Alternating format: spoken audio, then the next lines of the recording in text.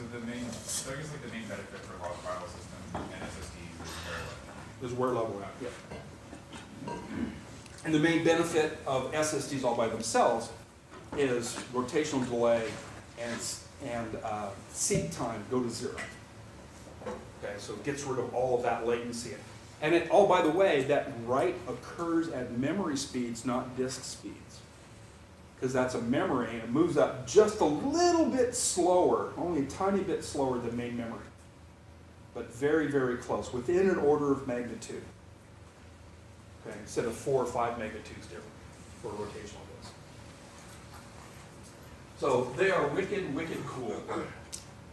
Here we talk about what the checkpoint regions are, we talk about garbage collection. We've gone through crash recovery for all of these. Now, how many of you took a look at that exam that I put up yesterday? 2018 one? Hmm? The 2018? Yeah, I think that's the one I put up yesterday. So, there's questions in there like, what's the principal advantage of the log structured file system over the journaling file system? But there's also, what's the principal advantage of when would we use JFS instead of log structured file system? We could ask the question, but this is a graduate student question. When would we use the Berkeley Fast File System instead of the log structured file system? When would it be best for us to use that?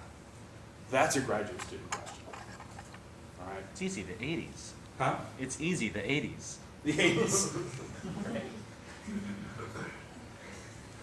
It's just, I'm sorry, all of a sudden ABBA's playing in my head, and I'm thinking retro. It's like I want to get a disk drive out here with a chrome grill on it.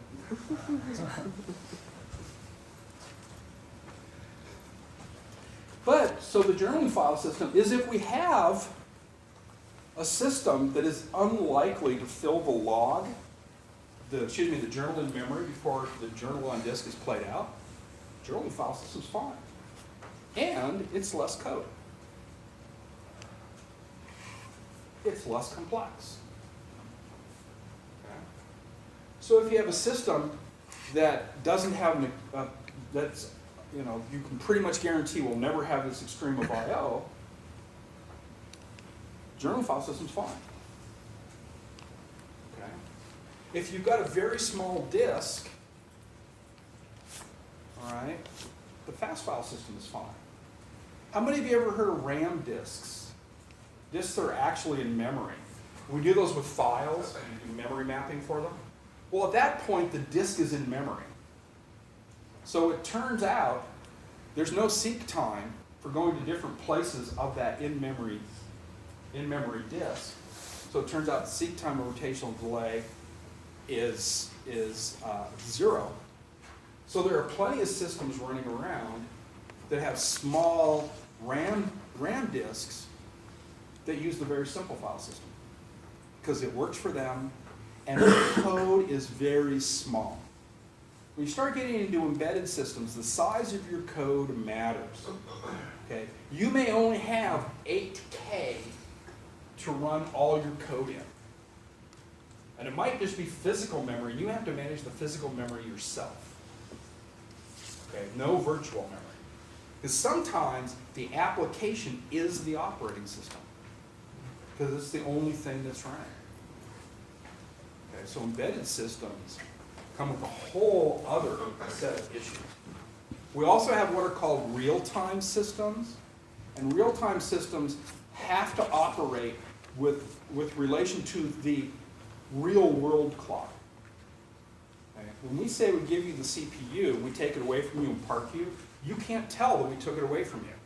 But let's say you had something that had to be done by exactly 10 o'clock, and we took the CPU away from you at 9:59 and 30 seconds, and we parked you for a minute and a half. Okay, if you had a deadline that needed to be done, right, you have a small problem. Or an operation that needs to be completed in a couple of milliseconds. You really don't want time slicing. How many of you would like to have, time slicing? There's times when the process is in the CPU and can be responsive, and time when it's not.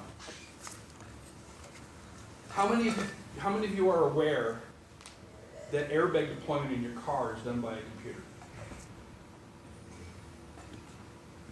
How many of you want that to be using time sharing? So that when you have your accident, Murphy's Law says it's in the sleep state. Think about that. We're not studying real-time issues in this particular class, but that's a whole different set of gotchas. Okay? They're really cool and fascinating. There's some really great papers on it, but it's a grad school topic. Okay? Or maybe a forward level class. We'll see. There's if you are interested in that sort of thing, there's a device driver embedded systems class in the ECE department that is really, really good, taught by two Linux device driver architects from Intel. Okay, it has just a phenomenal reputation. If they didn't have it, I'd put one together. But I looked at that class and I was like, just send all our students there. Now ECE gets the money, okay, which means I'm not going to be rich and famous anytime soon. But you guys will get better education out of it. Okay. I used to do a bunch of real-time stuff. I don't do it anymore, but it's kind of cool. Other questions about file systems? You guys just want to do a review? Okay.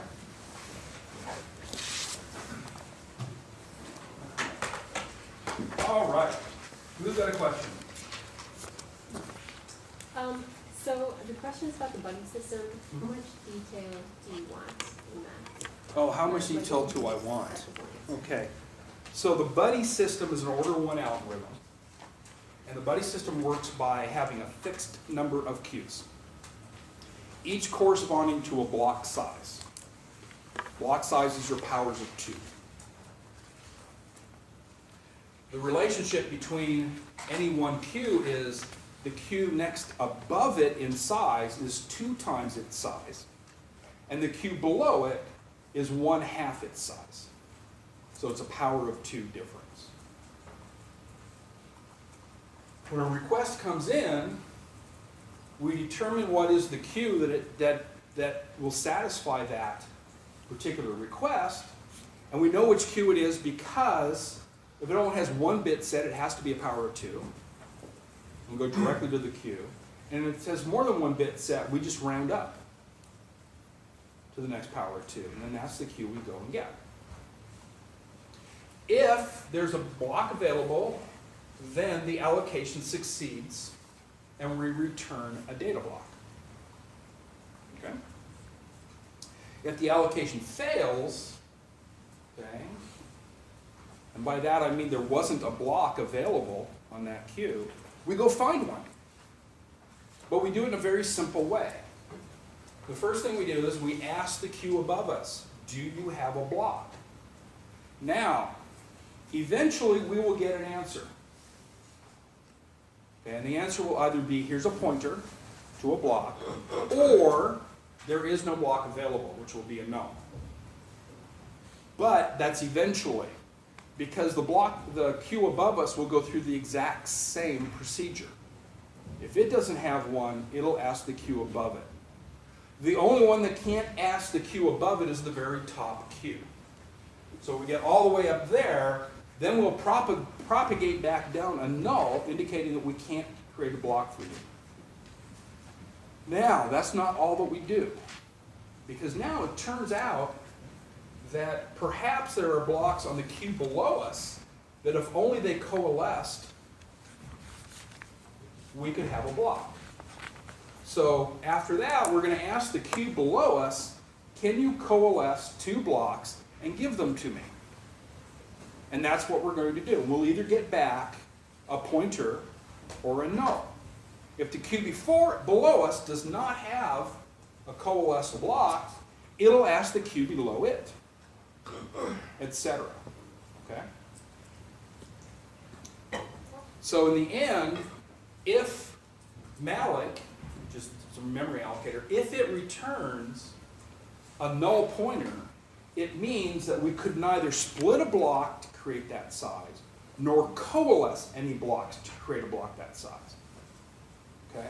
Which pretty much means that our system is either very, very heavily used, Okay, memory is highly fragmented and very heavily used, or you're asking for too big of a block.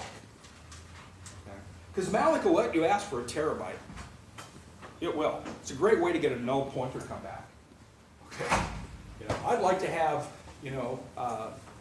14 petabytes of memory allocated.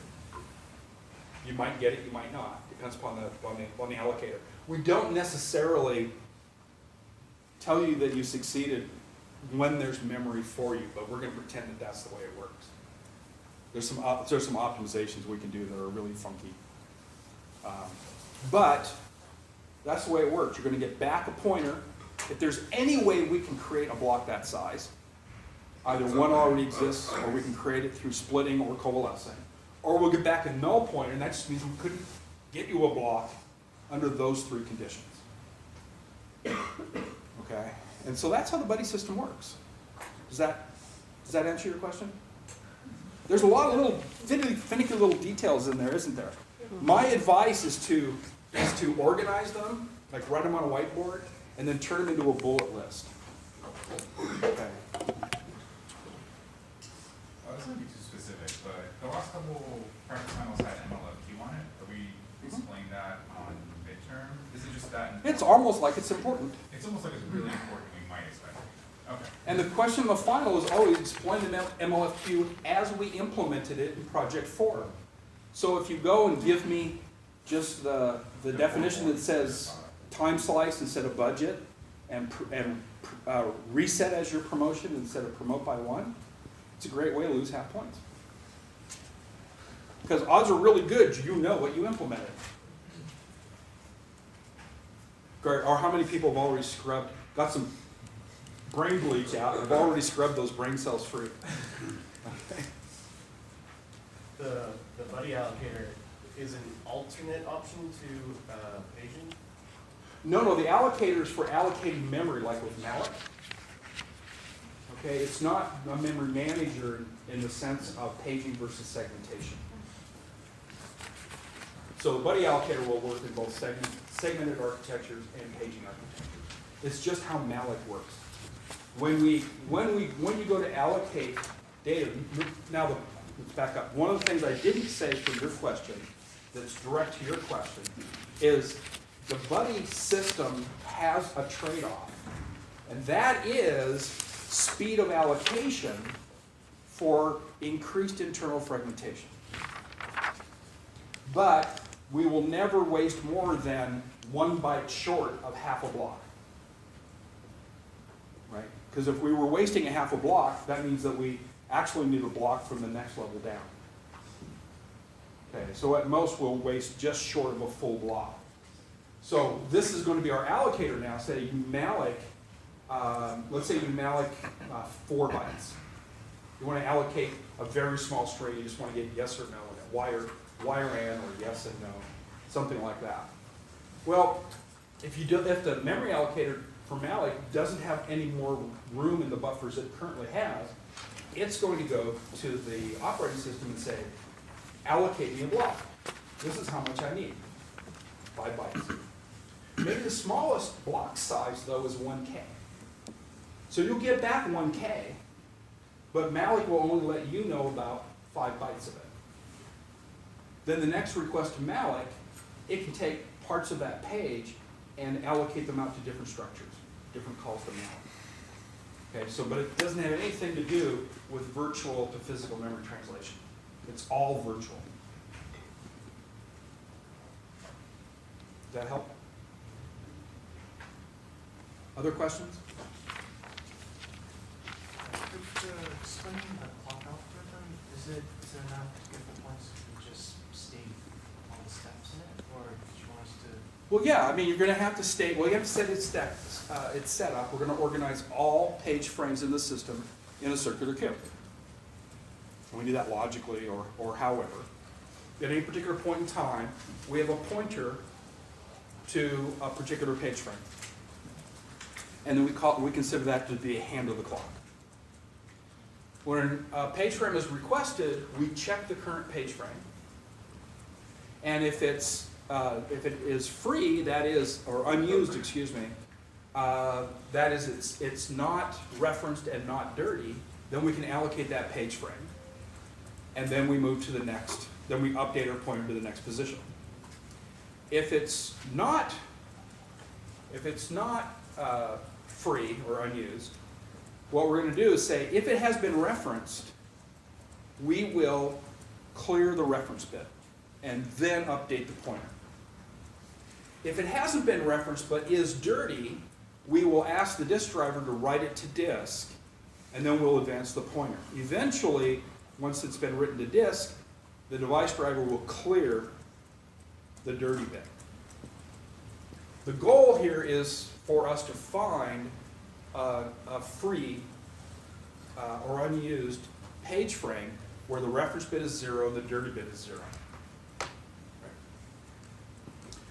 So, the algorithm approximates least recently used through the reference bit. Okay, we don't need to know the least recently used page frame, we just need to know the set of least recently used page frames. And by clearing the bits, when we come back around to that same spot on the clock later on, if the reference bit is still clean, we know that it's a least recently used page frame. It has not been accessed since the last time we came back to this point. That's now what least recently used is defined to be. The last time the algorithm looked at this page frame. Has it been used? If it has not, then clearly it's a candidate for being written out, so we check the dirty bit. If it's not dirty, we just reuse it. We don't have to write it out. If it is dirty, we write it out. Now, when we come back around and it's been used, that's fine. We're going to clear the bit again, the reference bit, because maybe the next time we come around, it will not have been used. All right? So, the degenerate case is when, no matter what we do, we never find a page frame to use, but that means all of memory is full, which kind of means you have other problems, that you can't find a page frame, you can't bring in a page. All the pages are just being hammered in your system. Okay? In order to avoid that, we're going to use high water marks and low water marks. The low water mark says if we have fewer page frames free than this, then just start running this algorithm. Don't do it on demand, just run it now. And free up a lot of pages. The high water mark says if you've got this many free pages, don't free up any more because there's going to be some pages that are in use and we don't want to cause what's called thrashing. As soon as I write that page out to disk, I need to bring it back in. Then I write it out to disk and I need to bring it back in. We want to avoid that. Instead, we want to make sure that we're using the least recently used pages when we write them out to disk and reuse the page frames. That's the answer. Notice I didn't say it in a short enough to write it down on an exam. That's what your job is. So what if, say, we drew the clock diagram that just showed different stages, like say when the page is referenced? I can't hear what you're saying. Oh, like the diagram you did Yeah. before in class? What if we drew that also showed the stages of when the page Yeah, I mean, all you have to, the clock diagram works is all you do is just draw an arrow and just say it points at someplace. If it's free, use it. If it's 0, 0. If not, if it's referenced, clear the reference bit, move to the next, just a little dotted line, update, go to here. If it's not referenced but it's dirty, schedule it to be written out, and then eventually the disk driver will come back and clear the dirty bit. And then your goal is to find one that's not referenced and not dirty, which is free. And once you find one of those, you're done. So if we drew it out and explained the parts of it, and would that be considered full points? Pictures are really good. I'll tell you that if your answer fully answers the question, you'll get full points. If your answer doesn't fully answer the question, you will not get full points. I can't just say draw a diagram and you're done. I just can't do that. The only one where you could conceivably get away with that is going to be the 5 steps of the context switch. That's the only one you can conceivably get away with that on. Okay, so then I guess include the steps of the algorithm Whatever works for you to fully explain the algorithm will get you full points. Okay. Okay. Can you go over Virtual page tables? reverse? Oh, reverse page tables. Reverse page tables come about because it's more efficient to track page frames that are in use than to track the mapping of virtual pages to page frames. It typically comes about in a 64-bit architecture when the number of virtual pages we can have is humongous, but we're not going to use very many of those pages. But let's face it, the number of pages LS used in a 32-bit system is the same number of pages it's going to use in a 64-bit system. Okay? And it's not just double the number of free pages. So the reverse page table tracks for a particular page frame which process has the page that the virtual page that's loaded in the page frame, and what's the page number, virtual page number, inside that process.